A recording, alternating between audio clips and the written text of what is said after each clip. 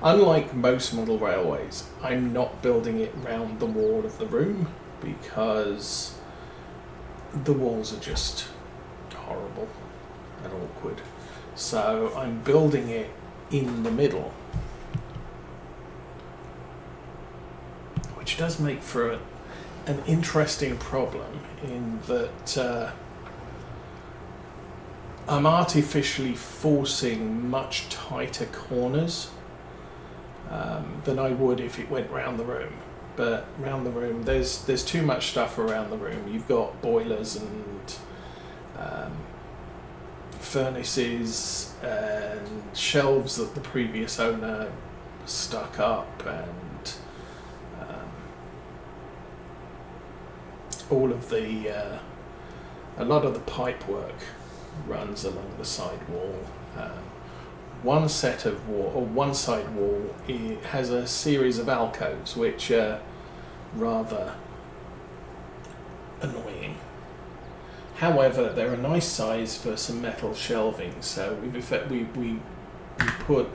we've assembled some shelves to have sort of some cold or cool storage in the basement, so stuff that needs to be kept cool. We just got a ton of metal shelving down there, racks that we can use to store stuff when we go to Sam's, which is kind of nice. But it does mean obviously I can't put anything along that wall because, well, there's shelving there, and you can't have 3 foot wide benches for railways and then try and reach across to drag out,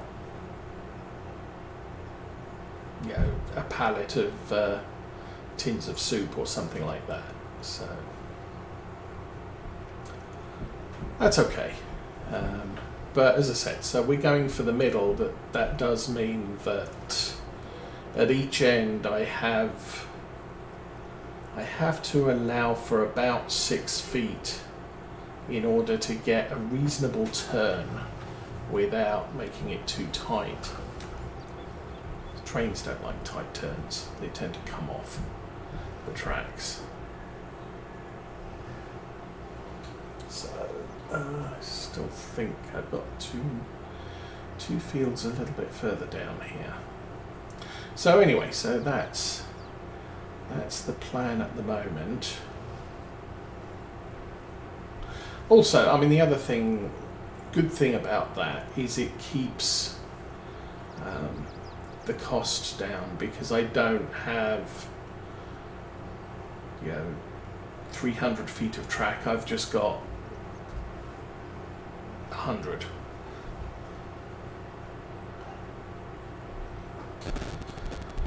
Okay, there is a field on the left and a field on the right, and I think the entrance path for both is this little alcove here, and the people are turning around. So good. So if I go down to the bottom here,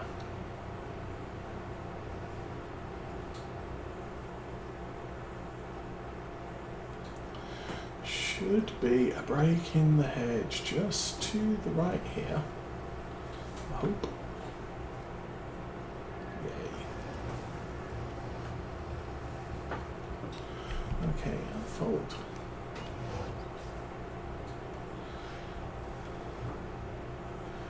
And also today, it looks like it's going to be 33 degrees and partly sunny, which is nice. Basically what that means is I should be able to take some heavy duty power tools out into the backyard and finish chopping the lengths for the big planter that I'm building this year. I'm not sure I'm going to build more than one, but I'm definitely going to build the one. We worked out I need something like 16 sacks of dirt to fill it. So that's going to be pricey, and I'm not sure we've got as many seeds as all that. We've been doing a little bit more homework with our vegetable garden this year, so we know which planters, based on the depth of the planter, we should plant various things. So the big planter I'm planting or building is going to be about 16 to 17 inches deep.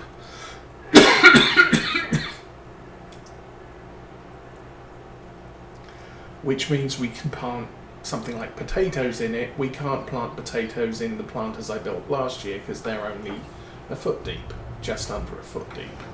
However, I can barely get away with planting carrots in those.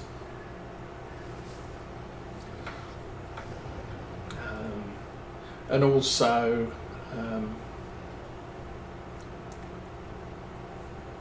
I think bell peppers, the green peppers, red peppers, they tend to need a little bit more root structure, so they would have to go in something that's deeper than a foot. But jalapenos and stuff like that, the smaller peppers grow on smaller bushes and they don't need as deep a root structure, so they do work in the foot deep planters. So rearrangement of what we're planting and in what and how and when and all that. I think Mrs. Osa's got potatoes, onions. Onions can go in the shallower planters. The potatoes have to go in the deep one.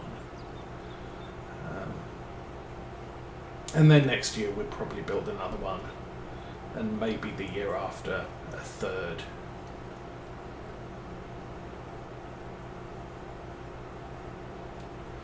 But little hints for anybody who has a fish tank with a lot of fish in. We've noticed that plants like nitrogen and fish create nitrogen. I have had absolutely zero problems with the plants that are in the fish tank. So much so I keep having to thin them out every few months, just throw some away because the tank just gets taken over by plants.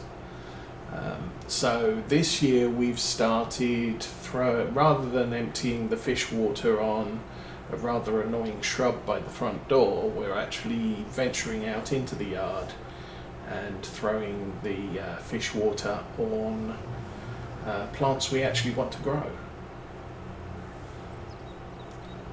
So in this case, at least for now, our planters are receiving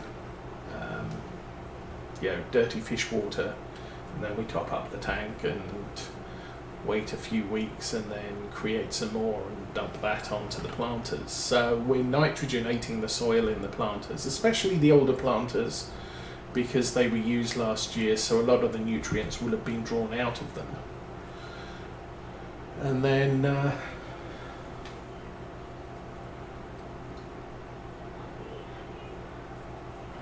going forward, we have to be careful about where we throw the fish water. We don't want to get it on any fruit that's growing on vines, but emptying the water around the base of the plant carefully should promote a good growth from them. We just want to make sure we don't over nitrogenate any of the plants, and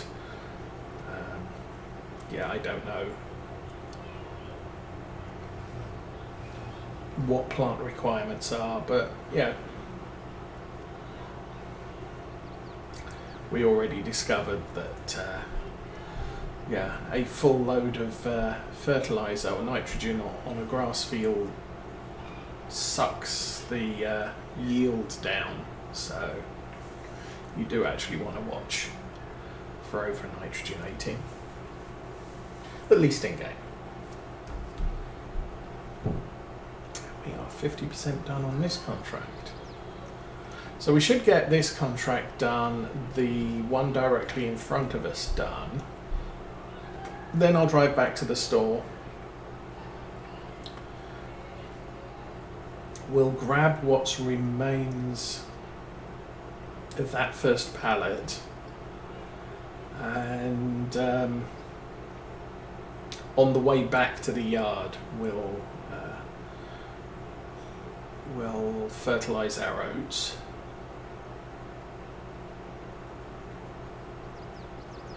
And then I guess depending on how the class is doing, we may run back to the store and pick up the rest of the fertiliser. The thing is the solid fertiliser cannot be, or the dehydrated fertiliser cannot be unloaded into the liquid tank, or the solid tank for that matter. So I have to hydrate it into the sprayer, and then I can unload the sprayer into the liquid tank. So that's basically how we're going to play this.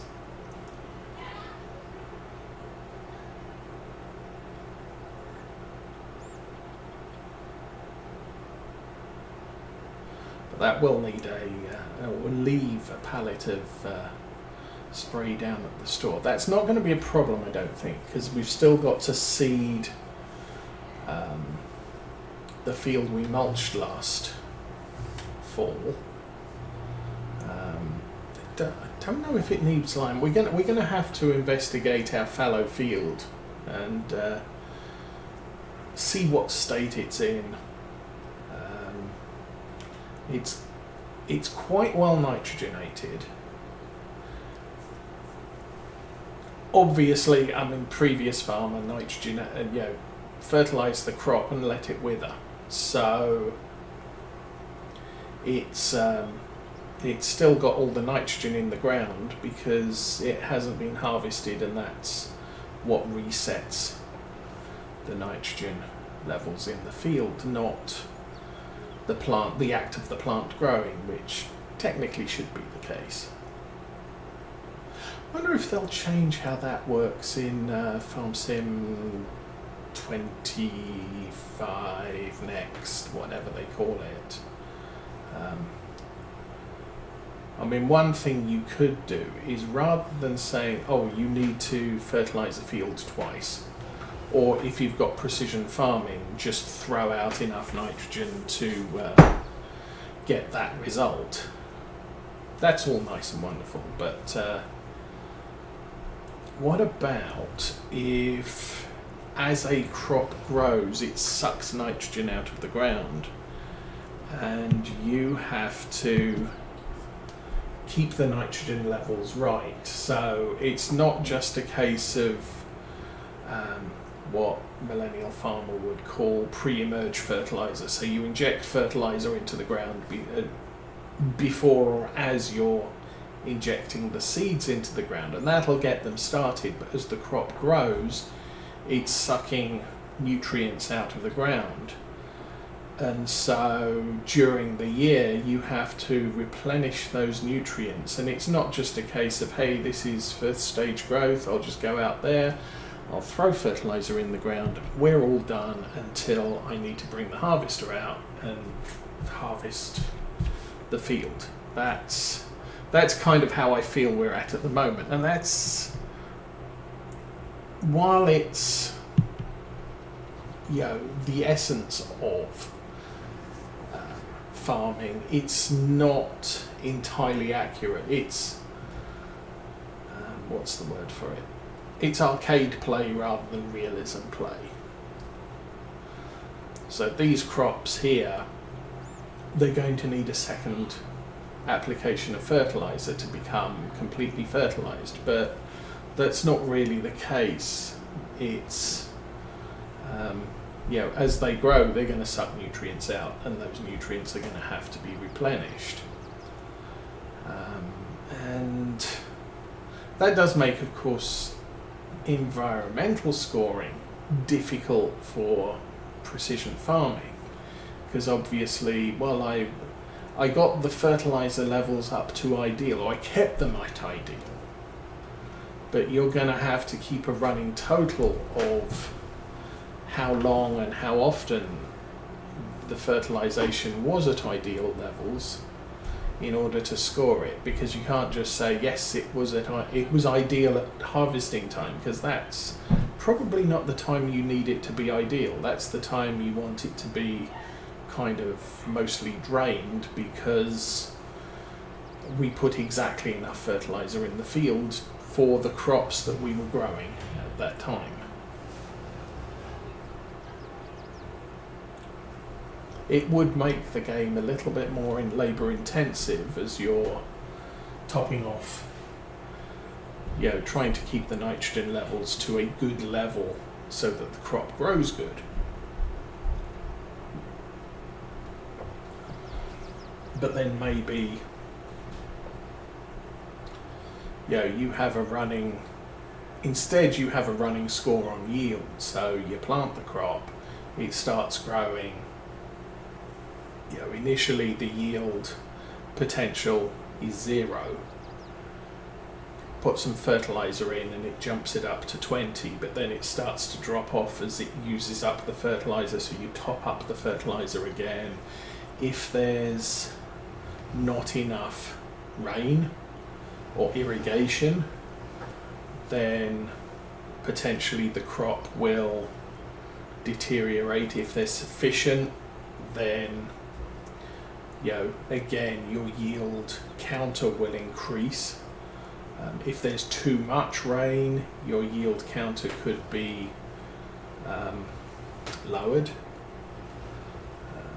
If there's a major storm and the crop gets damaged, or there's pests that you're not dealing with, or weeds that you're not dealing with, then the yield factor will drop. So, you know, you have things that will increase yield factor, things that will reduce yield factor, that you have to keep your eye on. And when you harvest the field, you get effectively the crop that for the most part you planned for by taking care of it or ignoring it completely. However, there's going to be some random events like weather that or blight that damages the yield, and you result in a lower crop yield. That would be an interesting way to do things, I guess. But as I said, it's less arcadey and more realism. And I think a lot of people play Farming Simulator not so much for the realism, but for the relaxing and driving up and down fields, doing things.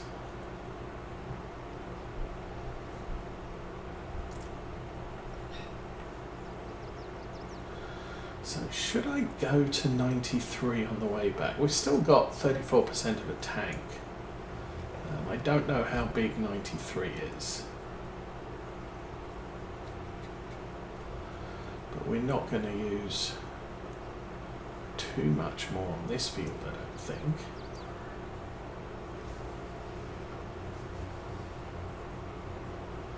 The more I use up here, before I go back to the store, the more capacity we'll have to pull some of that dehydrated fertilizer back to the yard.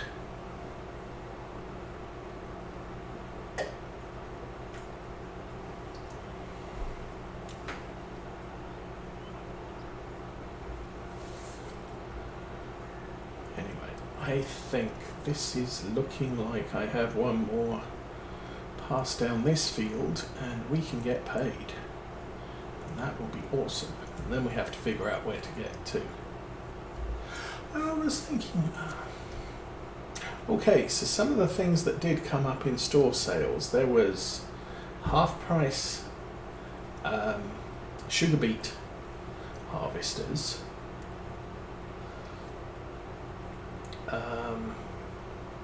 A bunch of harvesters. There was an X9, which I don't need something that big, although it's about the same size as the Agco harvester we're running.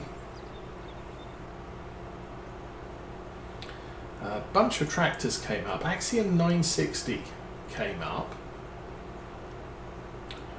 which I do like. What else? Massey Ferguson 7710.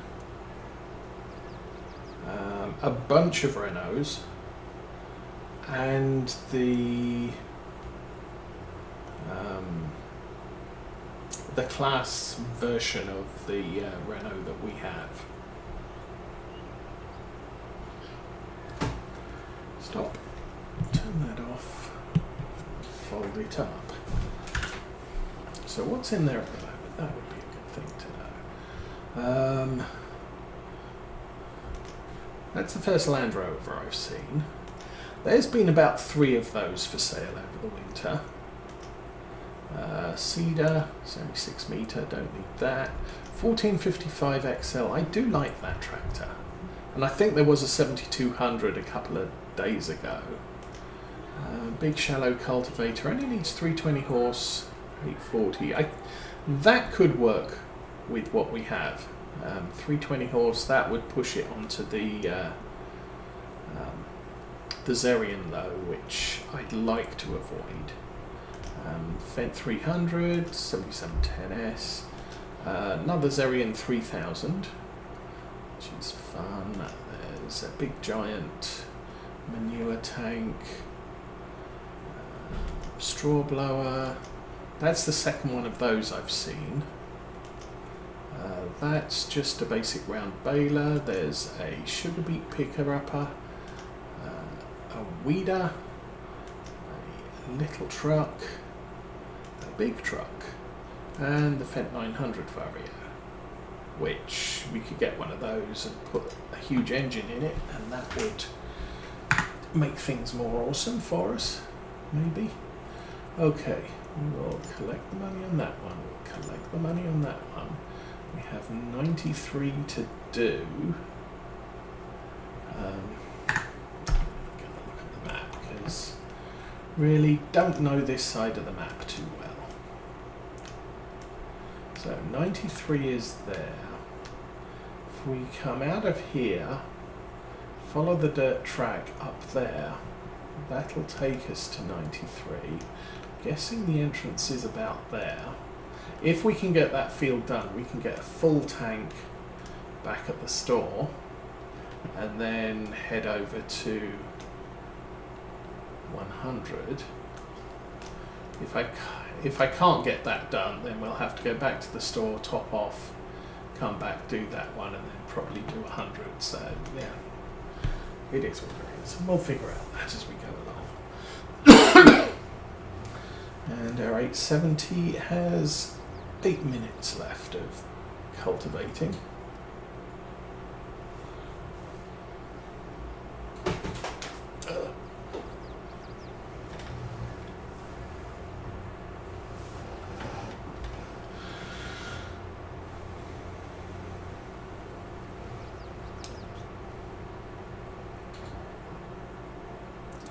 And I can always pick up a couple more cultivating contracts if I feel like it, I guess.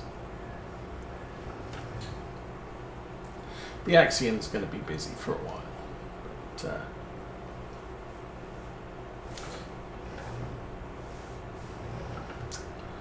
actually, oh no, the Zerion is our planting tractor, so if I want to plant that, oh, I can't plant that other field, it's March, what am I talking about?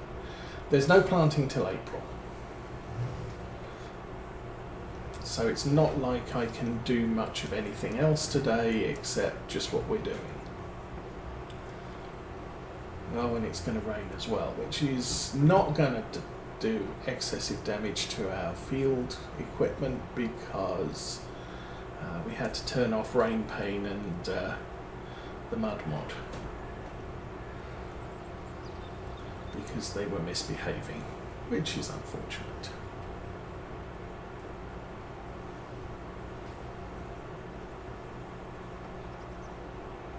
But yeah, one of the things I was thinking was we do have, I've seen at least 2 sugar beet harvesters come up over the winter months, and so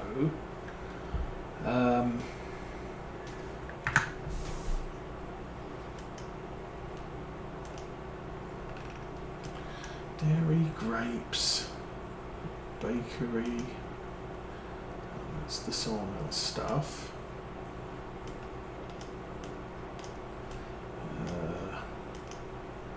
Carpentry, grain mill, animal farm,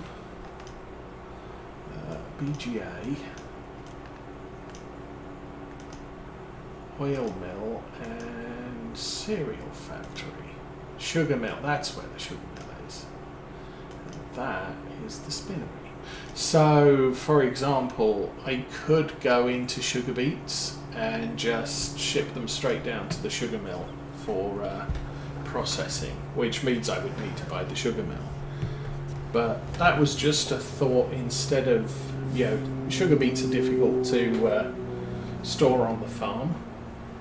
But if I get a cheap harvester, maybe an option is to also buy the sugar mill and do those things. I am considering obviously the flour mill this year because we have oats and barley coming up, and I'm not whole cropping anything else. We did that last year, and to be honest, the yield is poor. We get a lot from maize, we get a lot from grass. We get a lot from grass because we have a lot of grass, not because it's particularly bountiful. The maize is bountiful, so we get a lot of that.